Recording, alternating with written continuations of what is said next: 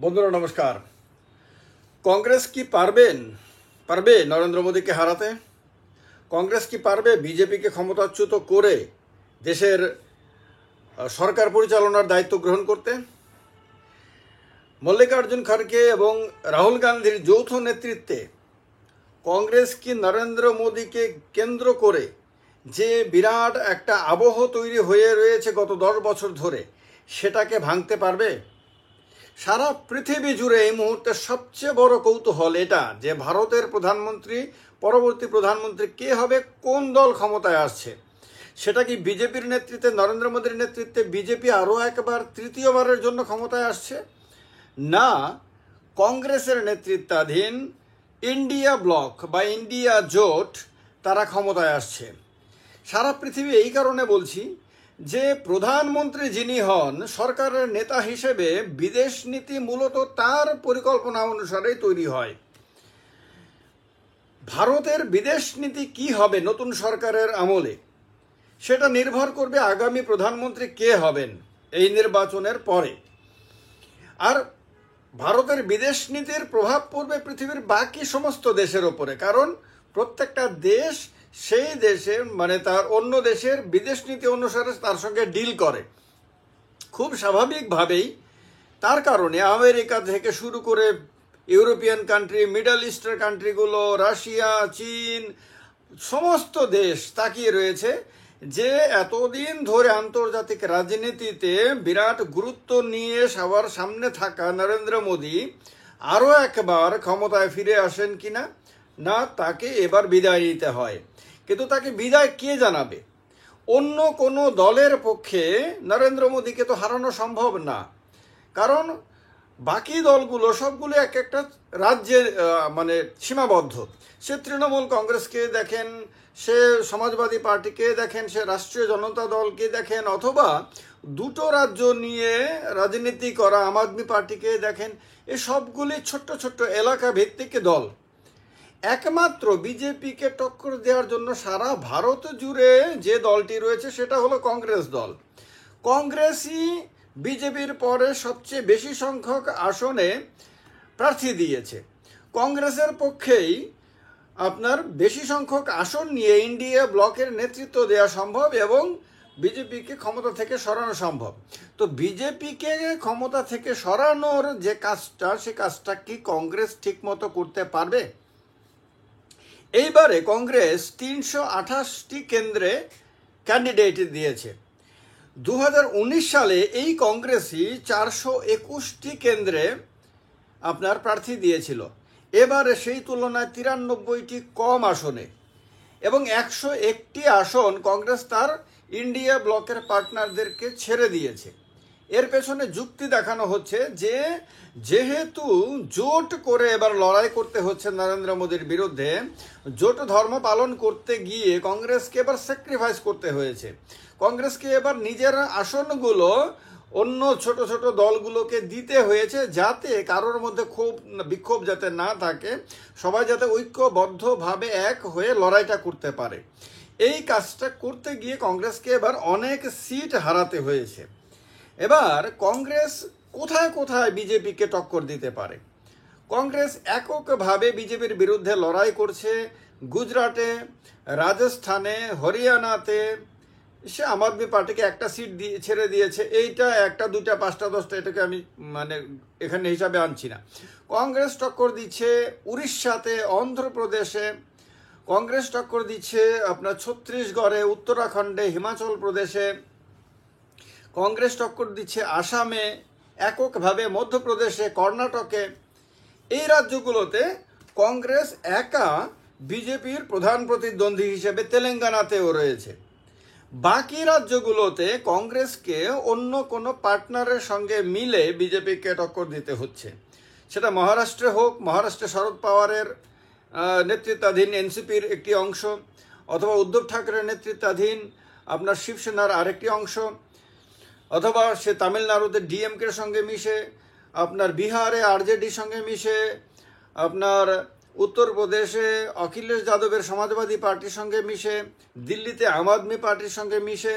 এইরকমভাবে বিভিন্ন রাজ্যে কংগ্রেসকে ঝাড়খণ্ড মুক্তি মোর্চার সঙ্গে মিশে আপনার ঝাড়খণ্ডে তাকে লড়াই করতে হচ্ছে।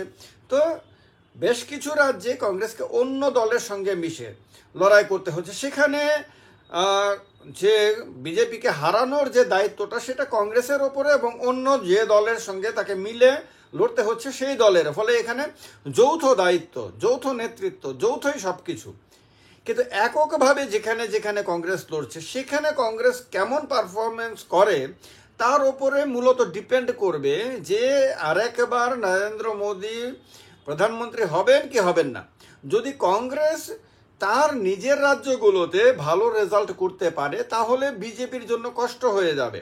যেমন কংগ্রেস যদি আপনার গুজরাটে 2-3টি আসনও যদি কমিয়ে দিতে পারে, যদি রাজস্থানেও 2-3টি আসন যদি বিজেপির কমিয়ে দিতে পারে, মধ্যপ্রদেশে যদি বিজেপির 2-3টি আসন কমিয়ে দিতে পারে, যদি কর্ণাটকে বিজেপির 8-10টি আসন কমিয়ে দিতে পারে, যদি ছত্তিশগড়ে বিজেপির 2-3টি আসন কমাতে পারে, যদি হিমাচলে 1-2টা আসন কমাতে পারে, উত্তরাখণ্ডে যদি 1-2টা আসন কমাতে পারে, এই রকমভাবে যেখানে যেখানে কংগ্রেস এককভাবে লড়াই করছে সেখানে যদি, কারণ অতীতে দেখা গেছে 2019 সালে যদি বলি আমরা, তাহলে সেই রাজ্যগুলোতে ম্যাক্সিমাম সিট বিজেপি পেয়ে গেছিল। যেমন বিজেপির পারফরমেন্স ছিল আপনার গুজরাটে 100%, হিমাচল প্রদেশে 100%, হরিয়ানাতে 100%, এইরকম কর্ণাটকে 100% না হলেও তার প্রায় কাছাকাছি ছিল, মধ্যপ্রদেশে প্রায় 100%। এইরকমভাবে অধিকাংশ জায়গাতেই আপনার বিজেপি দুর্দান্ত রেজাল্ট করেছিল। ফলে সেই রাজ্যগুলোতে বিজেপির আর তেমন কোনো বাড়ার আর সম্ভাবনা নাই। কিন্তু কংগ্রেস যদি বিজেপির সিটের সংখ্যা কমিয়ে দিতে পারে তাহলে বিজেপিকে প্রথমত কংগ্রেস কি করতে পারবে, মেজরিটি, সিঙ্গেল মেজরিটি পাওয়া থেকে আটকে দিতে পারবে। যদি কংগ্রেস সে কাজটা করতে পারে তাহলে বাদ বাকি যে ছোট ছোট দলগুলো রয়েছে, পশ্চিমবঙ্গে যদি তৃণমূল তার গতবারের আসনগুলোকে ধরে রাখতে পারে বাড়াতে না পারলেও, তাহলে সেটা বিজেপির জন্য ধাক্কা হবে। যদি আপনার বিহারে আরজেডি যদি বিজেপির 3-4টে আসন কমিয়ে দিতে পারে, ঝাড়খণ্ডে মুক্তি মোর্চা যদি 2-3টে আসন কমিয়ে দিতে পারে, দিল্লিতে যদি অরবিন্দ কেজরিওয়াল যদি 2-3টে আসন কমিয়ে দিতে পারে, এই রকমভাবে বিভিন্ন রাজ্যে এই ছোট ছোট দলগুলো যদি 2-3টি করে আসন কমিয়ে দিতে পারে তাহলে বিজেপির একার পক্ষে সরকার গঠন করা সম্ভব না।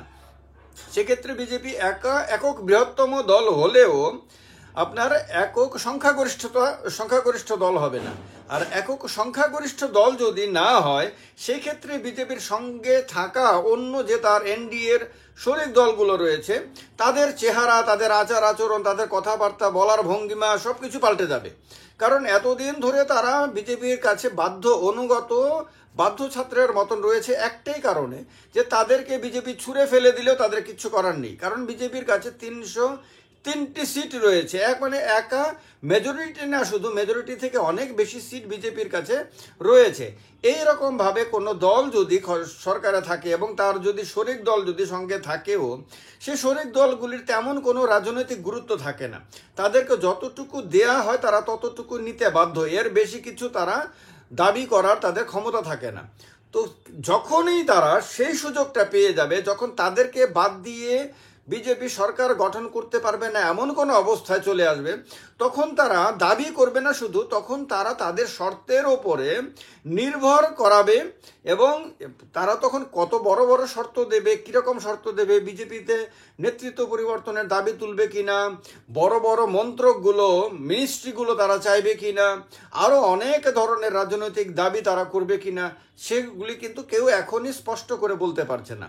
কিন্তু সেই সব কিছু সম্ভব হতে পারে, বা তারা তাদের মধ্যে কেউ পাল্টি খেয়ে তখন অন্যদিকে এনডিএ ব্লকে চলে যাবে কিনা, নীতিশ কুমার যিনি পাল্টিবাজ হিসেবে যার ভারত জোড়া খ্যাতি, তিনি আবার পাল্টি মারবেন কিনা, এরকম বিভিন্ন দলগুলো তখন পাল্টে, বা অজিত পাওয়ার যিনি শরদ পাওয়ারের ভাতিজা, তিনি আবার তার কাকার কাছে ফেরত যাবেন কিনা, 2-3-5টা সিট যাই পাবে সেগুলো নিয়ে আবার, এইরকম যে বিভিন্ন দলগুলো তখন এরাই সরে গিয়ে যে এই সুযোগ পেয়েছি, এখন স্বাধীন হয়ে যাও, এখন এমন কোনো সরকারকে সরকারকে সাহায্য করো যারা দুর্বল থাকবে, যাদের সারা বছর ব্ল্যাকমেল করা যাবে, যাদেরকে সারা বছর যাদেরকে চাপ দিয়ে নানান কিছু সিদ্ধান্ত গ্রহণে বাধ্য করা যাবে। তো এই রকম কিছু পরিস্থিতি তৈরি হবে কিনা তা এই মুহূর্তে বলা যায় না, কিন্তু সব কিছুই ডিপেন্ড করছে কংগ্রেস কতটা পারফর্ম করে। কারণ 2014 সালে কংগ্রেস 44টি আসনে নেমে গেছিল। 2019 সালে এই কংগ্রেসই 2009 সালে এই কংগ্রেসই পেয়েছিল 206টি আসন লোকসভাতে। খেয়াল রাখতে হবে, সেই 206 থেকে কংগ্রেস নেমে যায় মাত্র 44-এ। এরপরে 2019 সালে কংগ্রেস কিছুটা ভালো করে 8টি সিট বাড়িয়ে 52টি সিটে যায়, অর্থাৎ সর্বশেষ লোকসভাতে কংগ্রেসের 52 জন সাংসদ। এবার এই কংগ্রেস এই 52 থেকে এই সংখ্যাটা 100-তে নিয়ে যেতে পারে কিনা, বা 100 ক্রস করে কিনা, বা 100-র কাছাকাছি যেতে পারে কিনা, তার উপরে অনেক কিছু নির্ভর করছে এবারের নির্বাচনে। এখনো পর্যন্ত যেদিকে যাচ্ছে তাতে বিশ্লেষকরা বলছেন যে ভোট দানের যে হিসাব নিকাশ তা করে দেখা যাচ্ছে যে বিজেপির বহু ভোটার এবার ভোট দিতে বেরোয়নি।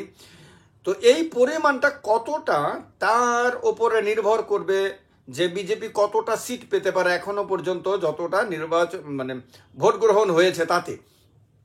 তো সব কিছু মিলিয়ে এটা স্পষ্ট যে কংগ্রেসের ওপরেই ডিপেন্ড করছে, যে কংগ্রেস যদি ভালো পারফর্ম করে তাহলে বিজেপির পক্ষে আরেকবার ক্ষমতায় একক সংখ্যাগরিষ্ঠ হয়ে ক্ষমতায় ফিরে আসা অসম্ভব হয়ে যাবে। কংগ্রেস যদি আবারও দুর্বল পারফর্ম করে 2019-এর মতো 2014-র মতন, তাহলে বিজেপিকে আটকানো, নরেন্দ্র মোদীকে তৃতীয়বার প্রধানমন্ত্রী হওয়া থেকে আটকানোর ক্ষমতা সম্ভবত কারোর থাকবে না। তো আদতে আলটিমেটলি কি হয় সেটা দেখার জন্য আমাদের অবশ্যই অপেক্ষা করতে হবে। এই মুহূর্তে সবটা বলা সম্ভব না, কারণ এখনো পর্যন্ত আরও 4টি পর্বের নির্বাচন বাকি রয়েছে। কিন্তু পরিস্থিতি যেদিকে যাচ্ছে তাতে সবাই কাগজ কলম নিয়ে বসে হিসাব নিকাশ করছেন। এই হিসাব নিকাশ কতটা মিলবে সে তো বোঝা যাবে 4 জুন যখন রেজাল্ট আউট হবে তখন। আপনাদের যা যা মনে হয় তা কমেন্ট বক্সে অবশ্যই কমেন্ট করে জানাবেন। কার কার মনে হয় যে নরেন্দ্র মোদী তৃতীয়বারের জন্য প্রধানমন্ত্রী হিসেবে শপথ গ্রহণ করবেন, আর কার মনে হয় যে এবার এটা সম্ভব হবে না, কমেন্ট বক্সে অবশ্যই কমেন্ট করে জানাবেন। ভালো থাকবেন, সবাইকে অনেক অনেক নমস্কার, ভালো থাকবেন।